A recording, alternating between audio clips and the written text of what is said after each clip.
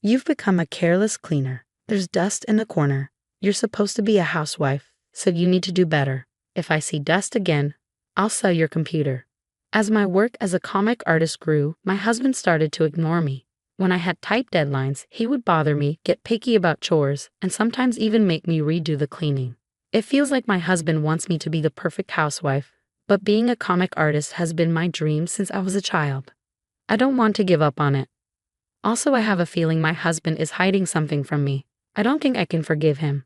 I'm Emma, 31 years old. I'm a freelance comic artist. I create comics, and in between, I also take care of the house. My husband, Jack, is 35. We've been married for 6 years. When we got married, we agreed that I would be a full-time housewife.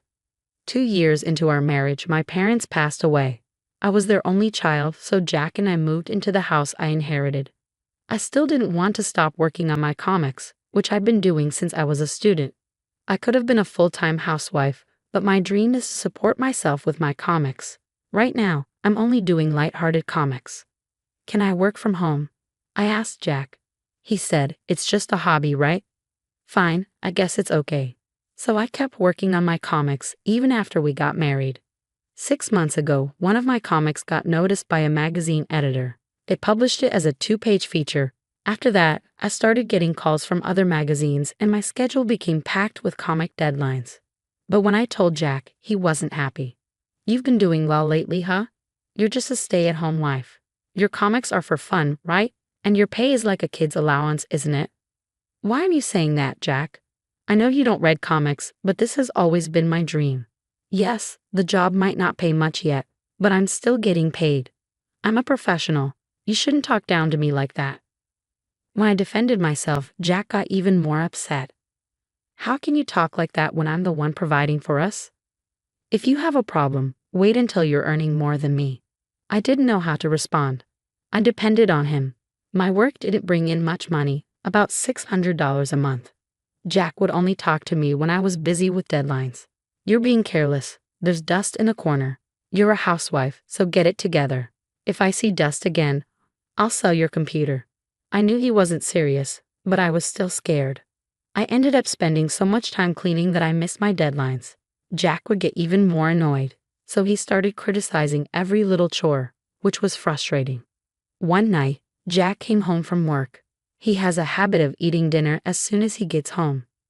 That night, just like usual, he sat down, put some food in his mouth, and suddenly shouted from the kitchen. Hey, what is this? The radish isn't cooked properly. Are you serious? Is this what you give your husband after he comes home tired? I was still in a daze after meeting a deadline, but his yelling caught me off guard. I turned to Jack. Just then, Jack picked up his beer and spilled it all over me. My mind went blank. I never imagined someone would pour beer on me. It shocked me completely. Oh, I'm sorry. I must have spaced out while cooking. Everything else should be fine, so just leave out the radish. While cooking, I realized I'd forgotten to cook the radish, and in my rush, I just tossed it into the stew without boiling it. I made sure the potatoes were fine, but the radish completely slipped my mind. I don't usually make mistakes like this, and I felt really embarrassed. It seemed like Jack couldn't forgive me for the mistake either. It's awful that I have a wife who can't even do housework properly. I should never have married you. Jack got up from the table and headed for the bedroom. I quickly followed, but he went into the bedroom and packed a bag. Where are you going? I'm leaving until you apologize. What? I was so confused and didn't understand what he meant. Jack packed his bag and actually left the house. I ran after him, and when Jack reached the nearest station, he got into a cab and left. I called him several times, but he didn't answer. I even sent him an apology on WhatsApp, but he didn't even read it. I collapsed and started crying. That's when I felt a tap on my shoulder. I turned around, and it was Mr. Williams, Jack's boss. I used to work at the same company as Jack before we got married. Mr. Williams had been my boss too, and he had always supported my career when I first joined. Mr. Williams? I'm a section chief now, you know. It's been a while. Since your wedding, huh? Why are you crying? You smell like alcohol. Did you go drinking while wearing your apron? Oh, it's been a while. I'm so embarrassed to say this, but Jack and I had a fight. Oh, he can be a bit harsh sometimes, can't he? It's one thing if it's just work stuff, But when you're married and living together, that's when things can really get annoying. Mr. Williams smiled at me, and it reminded me of how many times this smile had helped me out when I made mistakes at work. We decided to go to a nearby restaurant to talk for a bit. So why were you crying? Are you the type to cry easily? Well, it's my fault. I messed up cooking today. I made stew, but only the radish wasn't cooked. That made Jack angry. Ah, I see. My wife is like that too. Sometimes things just happen. There's no need to get mad about it. It just drives us apart, you know. That's a good idea. So you didn't have a fight after going out for drinks? No, I was the one who ended up covered in alcohol because Jack spilled beer on me after he got mad about my cooking. I think it's dried now though. When I rushed to the station, I could still smell it on me. People told me I smelled like alcohol, but I couldn't really tell myself. He spilled beer on you just because of some cooking. There's something off with Jack, right? I always thought he was a bit of a jerk, but I can't believe he'd do that to his wife. That's unbelievable. Mr. Williams looked really upset, almost like he'd been the one spilled on. It made me feel a little better. So why did you go to the station? Did you come all the way here in your apron because of Jack? Yes, because Jack was acting weird. He called me a shabbing wife and said he was leaving the house until I felt sorry for myself. I followed him to the station, but he got into a cab and left. I didn't know what to say. Mr. Williams, who had been angry earlier, suddenly looked serious. After a moment of silence, he spoke. I can't say anything yet, but I have a bad feeling about this. I'm going to check into Jack too. He might have left something at home, so you should look around. I nodded, not fully understanding, but trusting him. We called it a day, and Mr. Williams drove me home. As Mr. Williams suggested, I checked the shelves Jack often used and went through his clothes. Inside the pocket of his pants, I found a hotel loyalty card. It had been used recently, and the card showed it had been used around noon on Saturday, when Jack had told me he was working on his day off. I was sure Jack was cheating on me. Then I remembered something I hadn't thought about in a long time. Before we got married, we had one of those moments where we lost our phones. We had joked about how it would be helpful to use each other's phone GPS to find each other. Jack had set up an app to track our phones, and I completely forgot about it. I opened the app, entered the password, and we found Jack's phone in a surprising location, a famous tourist spot, known for being a popular date spot. It was hard to believe he'd go there alone. I decided that Jack was likely on a trip with his secret partner. The next day, I called Mr. Williams at the company.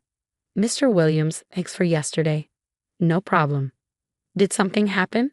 Did Jack not show up to work today? There was a pause, and after a deep sigh, Mr. Williams replied, yes, he requested 4 days of paid leave starting today. I knew it, I said. I hate to say it, but he's probably. I know, but now I feel better. Thanks. After hanging up, I made a decision. I had been thinking about it for a while. If Jack was cheating, I was going to do something about it. I called someone and explained everything. As soon as I told him about Jack, he immediately took my side. I hung up feeling relieved, sure that things would work out. The next day, I went with some people to the place the GPS had pointed to. It was inside a resort hotel near a popular tourist spot. Right now, it seemed Jack was outside the hotel, as the GPS showed him at a nearby beach. When Jack saw my face, he went pale. With a smile on my face, I pointed my phone at him and snapped a series of photos. I wanted to get a shot of him and the young woman standing next to him. She looked to be in her early 20s. By the way, 30 minutes earlier, Jack had been in a bikini with that girl. I even managed to take pictures of him rubbing sunscreen on her. I let them continue until I had enough evidence that Jack was cheating on me. The two of them were so carefree, maybe even out of their minds, because they were kissing in public. By that point, I wasn't shocked at all. It was like I'd already had enough of the situation. In fact, I was kind of grateful to them for giving me solid proof. Jack was clearly surprised, and his pale face wasn't just from seeing me. Behind me were my in-laws, both of them glaring at Jack. What's going on here, Jack? I walked up to him with a smile, and either he panicked or he tripped in the sand and fell on his backside. My mother-in-law sighed when she saw this. Jack, you're pathetic. Who is this girl? What are you doing, leaving your wife alone? Jack quickly tried to defend himself. She doesn't do any housework. He was flustered, pointing a finger at me as he accused me. Oh really? That's not true. Even if she didn't clean sometimes, she still did laundry, cooking, and dishes every day.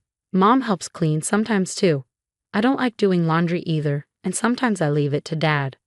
That's because you work part-time, right? She doesn't. She's just a housewife who draws and messes around. So why can't she at least handle the housework? Jack's words made my father-in-law furious. You don't get it at all.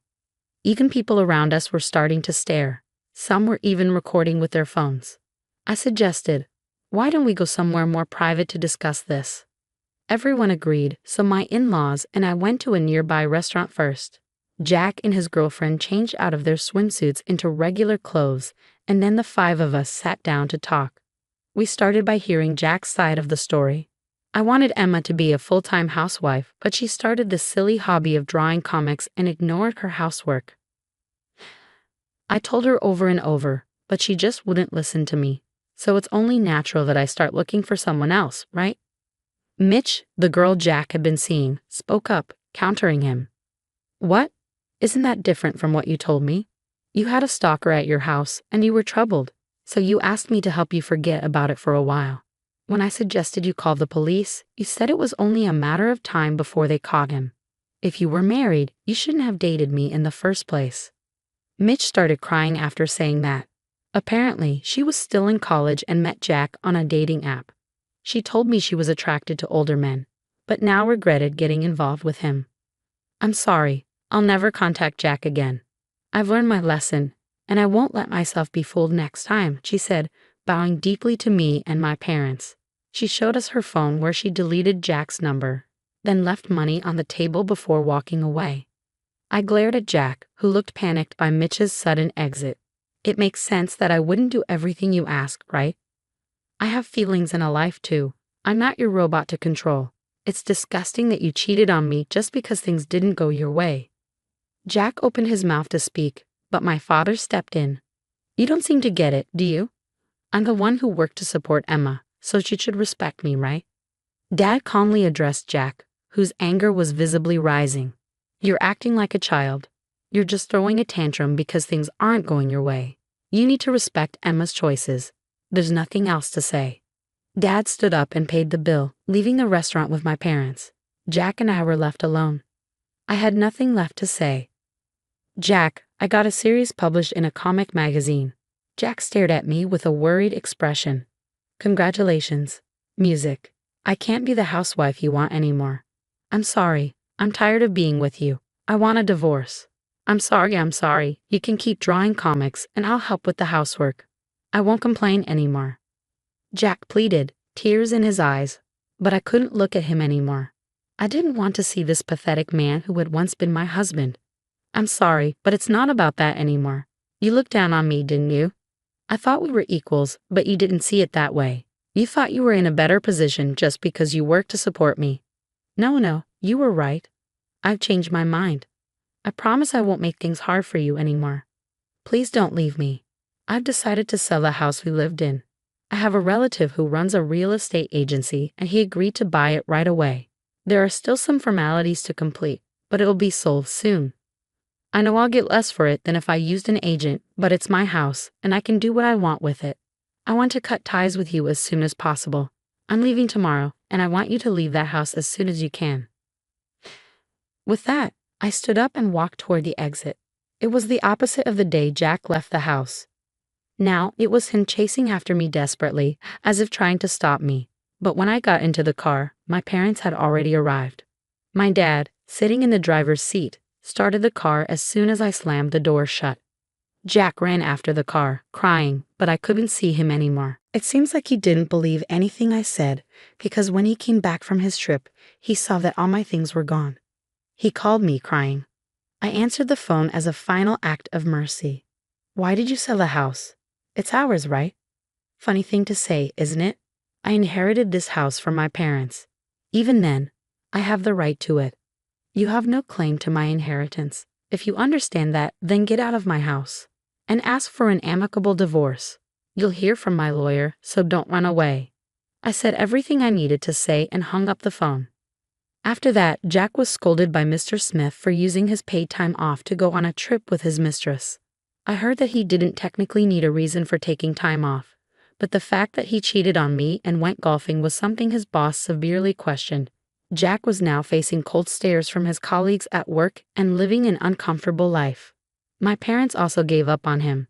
Jack tried to go back to his parents' house, but they turned him away. He lost money due to alimony payments, sank into debt, and was living alone in a cheap apartment, unable to manage any housework.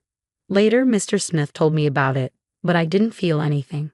As for me, I moved into a beautiful one-room apartment and am busy working on a plot for my comic series. I'm researching various omnibus works as references. The next story I'm planning to draw is about a husband's infidelity, and I'm thinking of using Jack as inspiration.